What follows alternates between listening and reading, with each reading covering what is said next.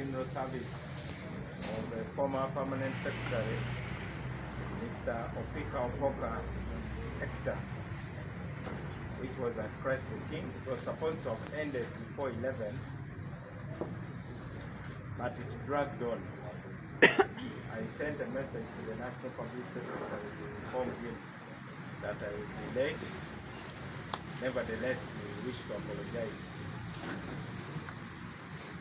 In the compound, we have a number of our leaders. You may recognize them. The National Organizing Secretary is around. The President of the Buganda Young Democrats is around. I believe many others. We were not in a good shape.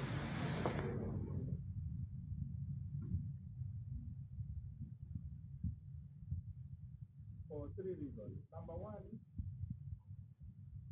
we were swimming against a current of a false narrative that DP was no longer existing as a separate entity.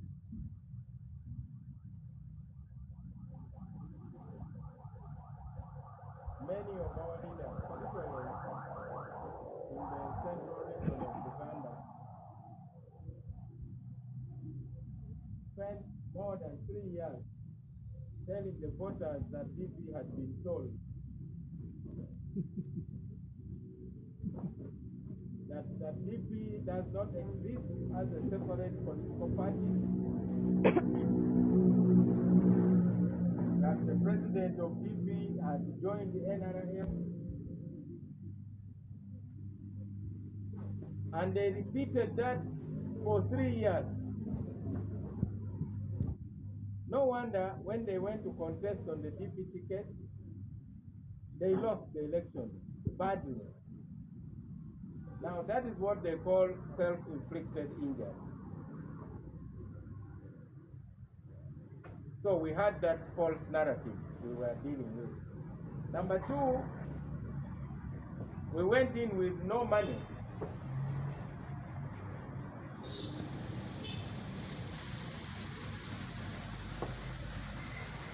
We were able to pay nomination fees for our parliamentary candidates. But even that money was not enough. Some of our members of parliament had to pay for their own nomination. And up to now, many of them are still demanding a refund from the party because we had promised. We were unable to make posters for our candidates because of the quarrels in IPOD, primarily between UPC and NRM. The resources that the IPOD summit had agreed upon were never released. So that was the second challenge we faced as we went into the elections. That factor was compounded by the fact that the majority of our candidates were new people, young, and when you are young and new, it means you don't have capacity to fundraise. If you have a candidate like Bale, who was our youth candidate, how many people does he know who can give him money? So eventually, the task of fundraising fell upon me as the president of the party.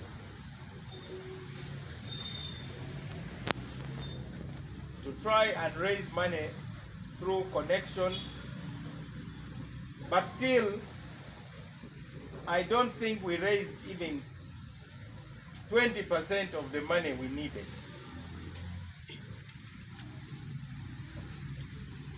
Some of the candidates who are gainfully employed, who had some bit of money, they made some traction. But it was not enough to counter the opposition that we faced. Number three, our partners in the NRM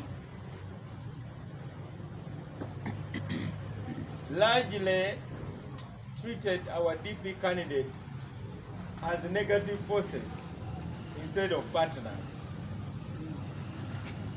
So you find that in Palisa, the RDC of Palisa spent all the months of the campaign attacking Okolel.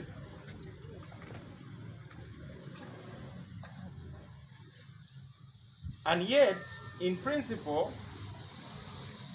given that we are in partnership with the NRM, it should have been left for the people to choose. And I contend that the candidates that PP put forward